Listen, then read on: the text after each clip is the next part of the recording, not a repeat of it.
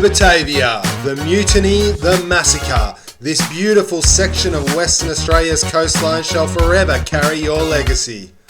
We commence this expedition camped on the Murchison River, just north of Kalbarri. We then move south, passing through Kalbarri and discover this rugged, beautiful coastline. Switching things up a little bit, we head inland to the Principality of Hutt River. We learn firsthand this micro-nation's David versus Goliath struggle with the Commonwealth of Australia. Turquoise waters and white sand like snow. The southern section of the Batavia Coast may just well be Australia's most beautiful coastline.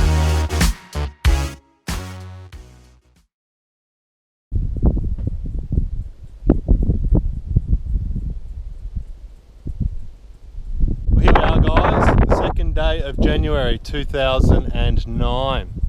We camped by the Murchison River, probably about 10 kilometres outside of Kalbarri. It's this great little sandy four-wheel drive track that follows the river quite a long way actually.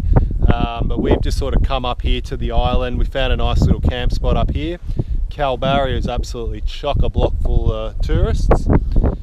Today our plan is to move out of here. We're going to go south along the coast and then we're going to cut inland. We're going to visit the Principality of Hutt River, which is an independent country within the confines of WA, obviously, succeeded from the Commonwealth of Australia back in 1970, I believe. So that's going to be a really interesting place. Plan is to get there today. Maybe we won't, just depends on how much time we spend along the coast, but it'll be a really interesting experience nonetheless.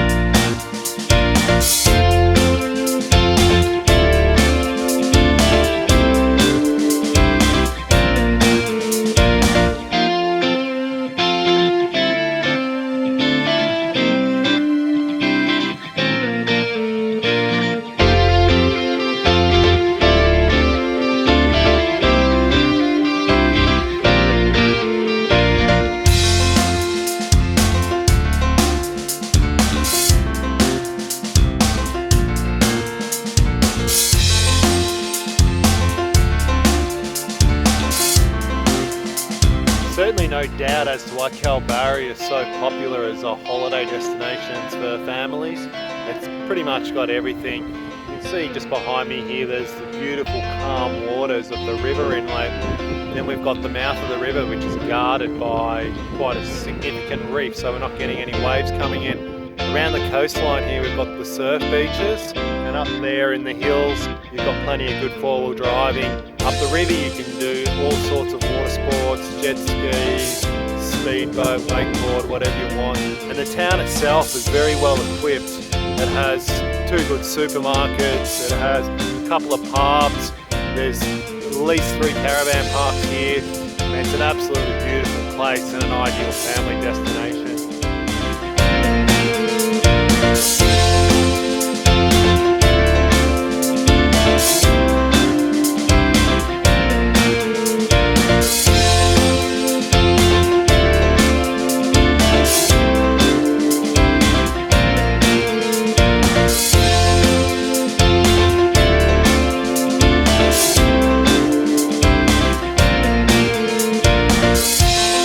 Along the coast here south of Kalbarri there's a hell of a lot to see. Really fantastic. It's beautiful scenery, we've got cliffs, interesting history too. I'm going to talk a little bit about that as we go. Pretty excited about this.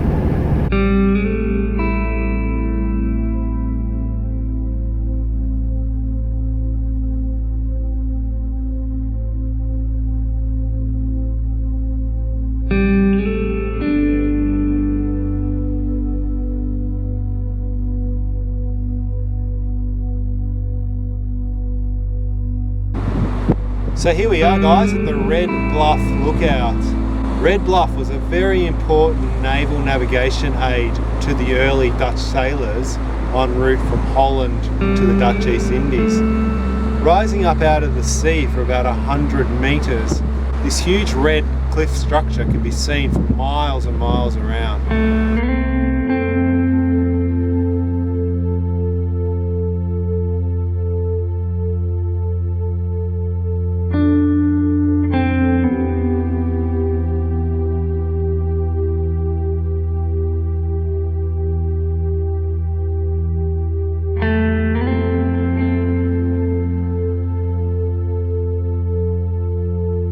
Peering out over this harsh, dry land and this rugged coastline, you really get an appreciation as to why the Dutch had no interest in putting any sort of colony or civilization here on the Australian mainland. They just found it too harsh and generally uninhabitable.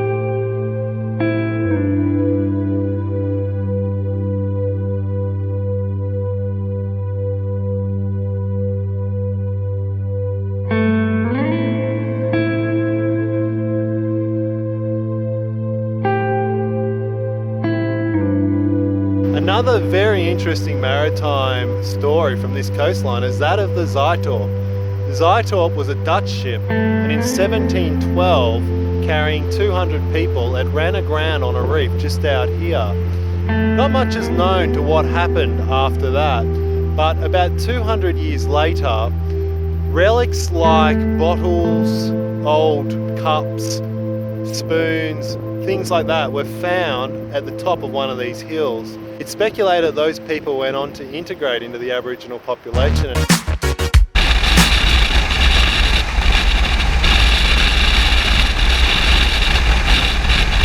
We've just turned onto Ogilvie Road, which is dirt road. It takes us down to the Hutt River province border crossing. Just got the passports ready now. Should be crossing the border into Hutt River probably about 25-30 minutes, I would think.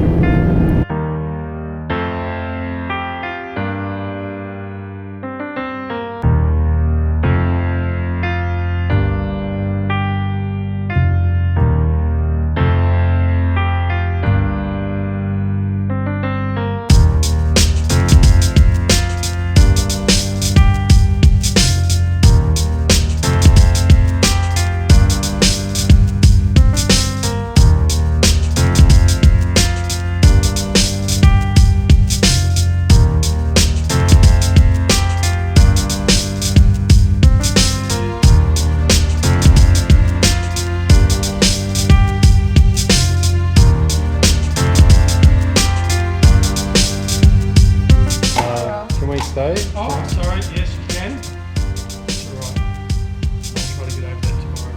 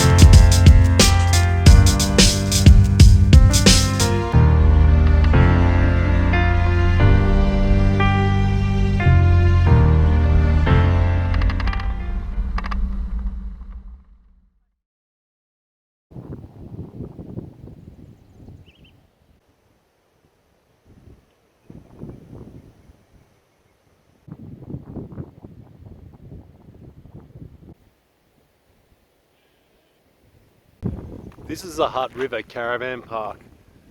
It's the only accommodation option in Hutt River, so if you come here and you're expecting a nice hotel somewhere, forget about it. This is it. We're the only people here. It's got a really eerie feel to it, to be honest. I'm just wondering if we're going to be here in the morning.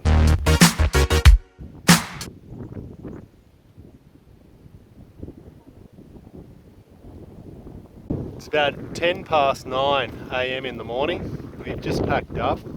The Principality Passport Office opens at 9 o'clock, so we've got to go back and get our passports stamped on the way out. We also got some postcards that we're sending to our friends and family.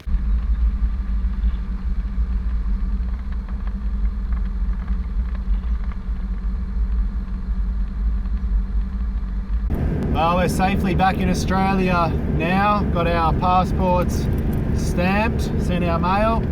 Very interesting experience. So now we're off to the WA coastline. We're going to go to Gregory via the Pink Salt Lake. Should be interesting.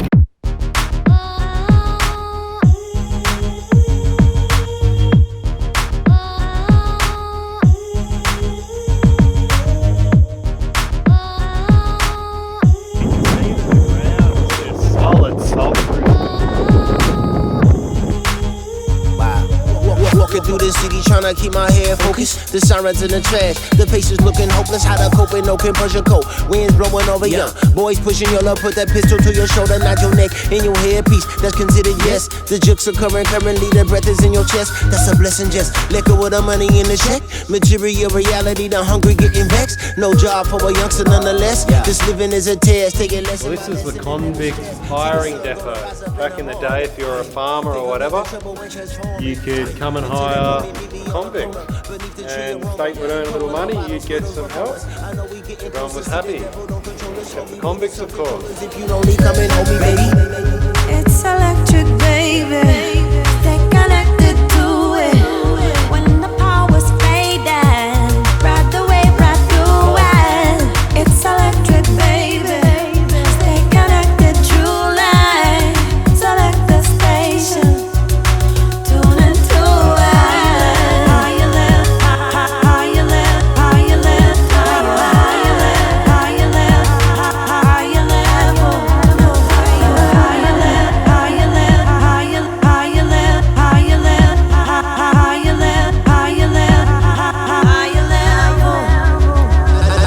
Struggling, just trying to keep afloat. In the ocean looking bigger, I've been swimming for the boat. Trying to get a hold of something that'll lighten up the bump and ride. Rhythms in the function make happiness for nothing but the feelings are consuming.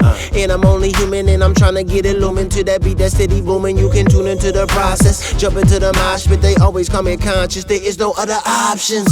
I'm living with everything on the incline. Mind over matter, the data will make my ink shine. In this cold mind, see it's dark down by the wayside, look into your heart now. Are you ready for heaviness of the petty? The wilderness of violence, the silence of Serengeti. Night lights looking for brightness, there isn't any unless you looking inside of yourself and breaking the levee. Bring the machete to slice the ego in a many pieces, release it. Remember Jesus wasn't ready. Allow me to honor the sense of destiny and karma. I'm roaming with Rama. God bless the essence in my mama. For the drama, relaxation with marijuana. Dip in the sauna, keep me calm. I say assalamu alaikum, I take 'em higher levels of sacred knowledge. We rolling up our problems and contemplate them in silence. Ride the wave, tide will rise again. It's a new dawn, a new day. Find your way to reach a higher place. Stretched across sunset. Long it takes for the clouds to break. Till I found myself. How you live, how you live, how you live, how you live, how you live.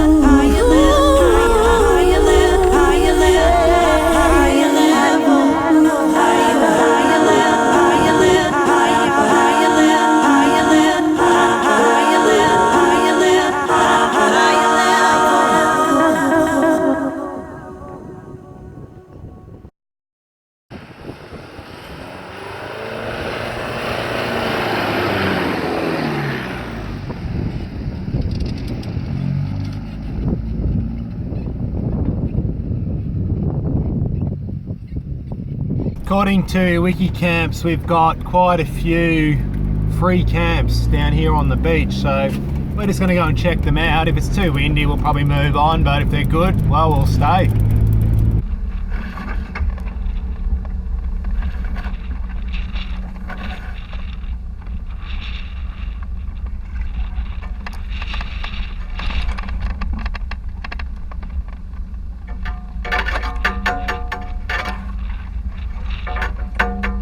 Well, that truck's just taken us to a dead end. It's not a bad little camping spot actually there at the dead end, but Sophie wants to be on the beach, so we're going to go back to where we saw the fork in the road, and we're going to try and get up that steep sand dune and get over to the other side.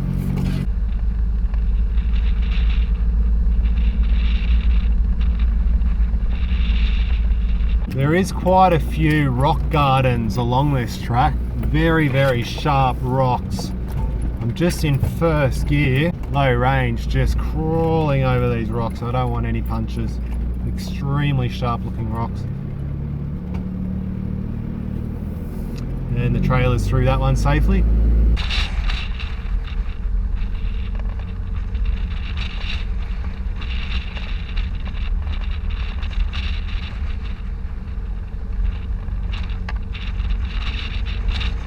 Thankfully guys, we didn't need to go over the top of that sand dune. I pulled up Google Maps and went to the aerial photo mode, and I could clearly see on the aerial photos that there is a road ringing around the side of that large sand dune, and in fact it cuts down along the beach with a sand dune on one side, another sand dune on the other side. Very well made road. There's in fact quite a network of roads that I can see on the aerial imaging.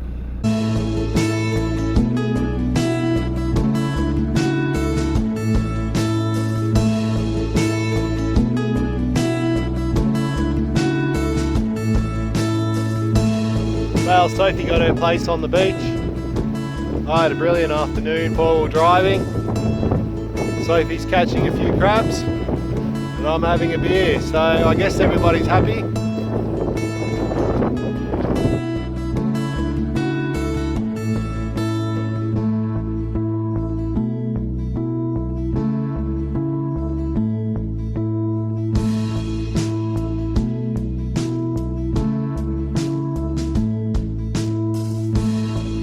What a beautiful spot.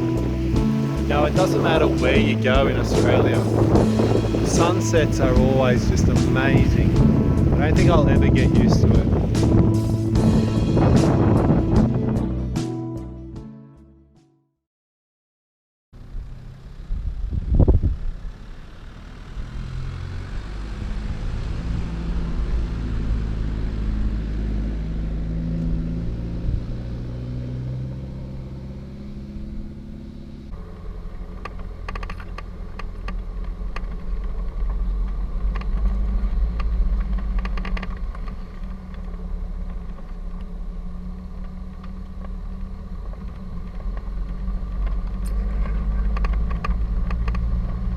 It's a really great little track along here, guys.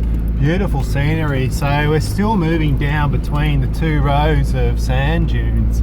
The track's kind of a mixture of sand, not too boggy. It gets a little bit boggy when you pass over that row of sand dunes to the beach, but here in the middle it's quite okay.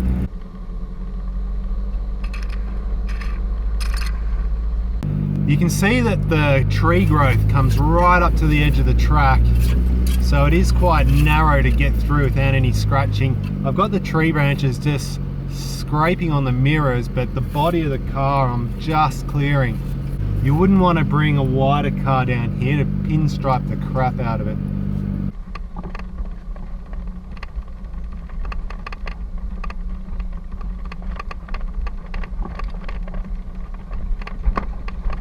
There are trucks running everywhere, down to the beach, back across this track out to the road.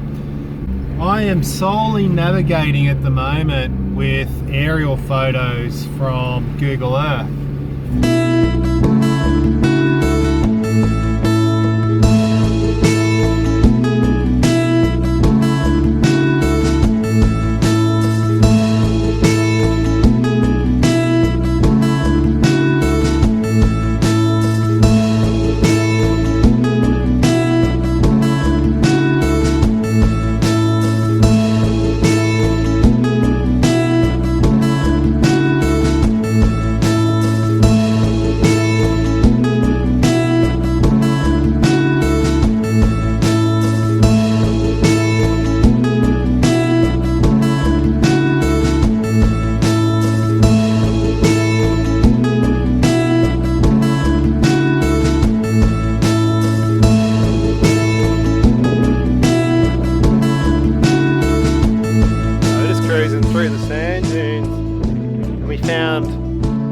bunkers. Maybe we should have known, it's called Bunker Bay.